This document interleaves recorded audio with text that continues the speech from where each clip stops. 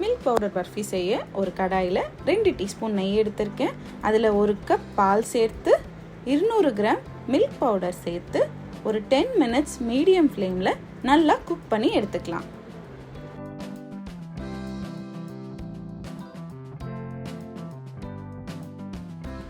இப்போ 100 கிராம் சர்க்கரை சேர்த்துக்கலாம். சர்க்கரை நல்லா கரைஞ்சி வந்ததுக்கப்புறமா 15 நிமிஷம் லோ ஃப்ளேமில் விடாமல் கிண்டிகிட்டே இருந்தோம்னா அது நல்லா திக்காகிடும். வாசனைக்காக கொஞ்சமாக ஏலக்காய் சேர்த்துக்கலாம். இப்போ ஃப்ளேமை நம்ம லோவில் வச்சுக்கலாம். ஏன்னா இப்போ நம்மளோட மிக்ஸ் பேன்லேருந்து பிரிஞ்சு வர ஆரம்பிச்சிடும். ஸோ ஒரு 5 மினிட்ஸ் நம்ம நல்லா மிக்ஸ் பண்ணிகிட்டே இருந்தோம் அப்படின்னா நம்மளோட பர்ஃபிக்கான பர்ஃபெக்ட் கன்சிஸ்டன்சி ரெடி. நான் ஒரு பேனில் கீ தடவி வச்சுருக்கேன். அதில் தான் நம்ம ரெடி பண்ணியிருக்கிற மிக்ஸையும் ஆட் பண்ணுறேன். அதுக்கப்புறமா நமக்கு பிடிச்ச நட்ஸ் எல்லாத்தையும் சின்ன சின்னதாக சாப் பண்ணி அதை இதுக்கு மேலே நீங்கள் ஆட் பண்ணிக்கலாம்.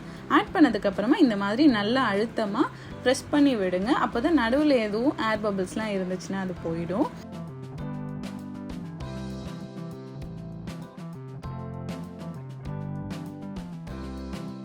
அதுக்கப்புறமா இதை ஒரு 30 மினிட்ஸ் நம்ம அப்படியே விட்டுறலாம். அது நல்லா செட் ஆகி நமக்கு கிடைக்கும்.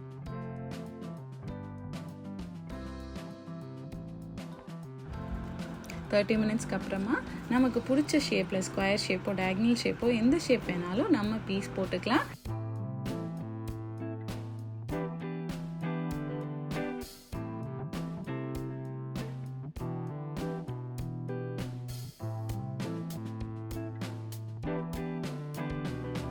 நம்மளோட சூப்பர் ஈஸியான டேஸ்டியான மில்க் பவுடர் பர்ஃபி ரெடி. இதை மறக்காமல் வீட்டில் ட்ரை பண்ணி பார்த்துட்டு எப்படி வந்துச்சுன்னு சொல்லி என்னோட கமெண்ட் செக்ஷனில் சொல்லுங்கள். தேங்க்யூ.